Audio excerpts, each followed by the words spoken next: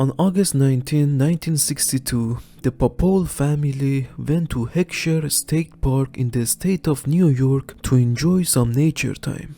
In the afternoon, 3-year-old Stephen was playing in the area with other kids when somehow he disappeared. The older kids and the parents looked for him for a while but couldn't find him. It was at that point they notified the authorities. The search went on for 3 days and nights and involved hundreds of volunteers, state police and deputies. While the group was searching for Stephen, a heavy thunderstorm started in the area which hindered the effort. The sheriff claimed they had searched all the possible area in the land for Stephen, and unless he went into water, there is no land to be searched. There were helicopters and airplanes in the air, but they didn't see anything. They also brought bloodhound dogs to the location, but they didn't pick up any scent to track. On August 22nd, 3 days after Stephen went missing, Sergeant Raymond C. Finger and his wife came to the location, and the sergeant's wife told him she was going to search the areas around the parking lot because she had a strong feeling she would find the boy there. She started searching the spot and found the 3-year-old Stephen in not a good condition. He was barely alive. His clothes were torn apart and he had scratches and bruises on his body. He wasn't wearing shoes or any socks. He was so weak from hunger and thirst which he didn't even speak when he was found. The spot they found him was 1.5 miles from the point he was last seen. Stephen never talked about what happened to him during the time he was gone. He was taken to hospital and he made full recovery. Where was Stephen when the search was going on if he was only 1.5 miles to the spot he was last seen? Remember, the sheriff stated they had searched all the possible spots in the land that the boy could have gone, but somehow they never saw Stephen. We will never know what really went on in this incident.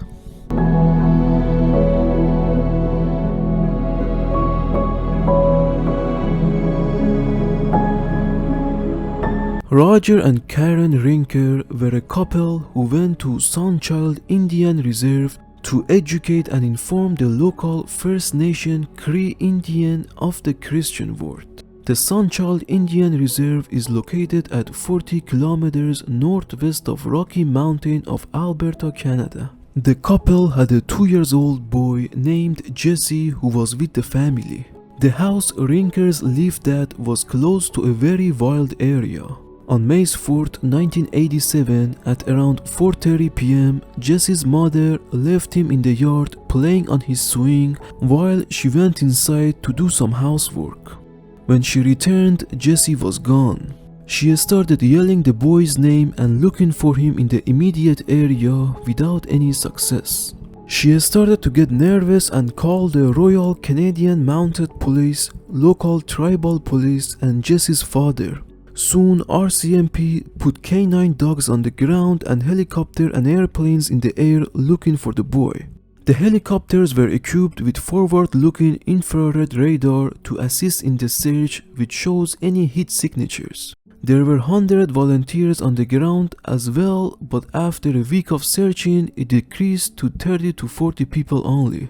The airplanes and searchers didn't find a single clue where Jesse had gone. Searchers had to go through thick bushes with plenty of bugs and muskeg. During the search, RCMP asked for more volunteers to search for the boy. 3 full-time RCMP detectives were assigned to the case to find the mystery of missing Jesse. 5 weeks after Jesse went missing, his father made a statement that he was not happy with RCMP and their response to his missing son. He said he didn't feel RCMP was doing their best to find Jesse. The police responded by saying it was their fault for not keeping the father more informed about what they had done, and they stated they felt they were doing plenty. At the end of June 1987, RCMP stated they were moving focus to Sunchild Reservation as that was the place where they thought they should be looking. Jesse Rinker's poster was posted on many streets, public poles and bulletin boards, but at the end he was never found and is still counted as a missing person.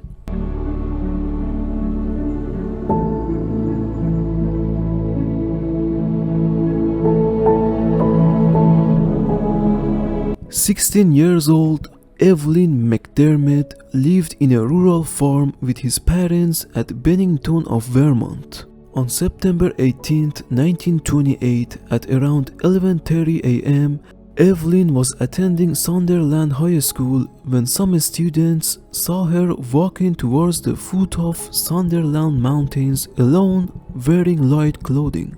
The mountain was 2 miles from her home. After a while, when she didn't return from school, her parents notified the local sheriff. The sheriff reacted immediately and put 2 bloodhound dogs on the trail that Evelyn was last seen. The sheriff started asking questions from the parents about where Evelyn may be. They responded by saying they didn't believe she went anywhere voluntarily because she was in a bad health during the previous days. They actually said they think she was kidnapped. The sheriff closed all the schools and asked the students and locals to help with the search for Evelyn. 200 volunteers didn't have success in finding the girl. The sheriff was concerned the girl couldn't make it with the condition of the weather and how sick she was. 3 days after Evelyn disappeared, 2 farmers were 2 miles from Evelyn's farm when they found Evelyn in their barn, asleep and alone. They took her to a nearby house and tried to figure out where she had been for the past 3 days. But Evelyn was in a dazed condition and didn't say anything about where she had been or what she had been doing. We will never know what really happened in this incident.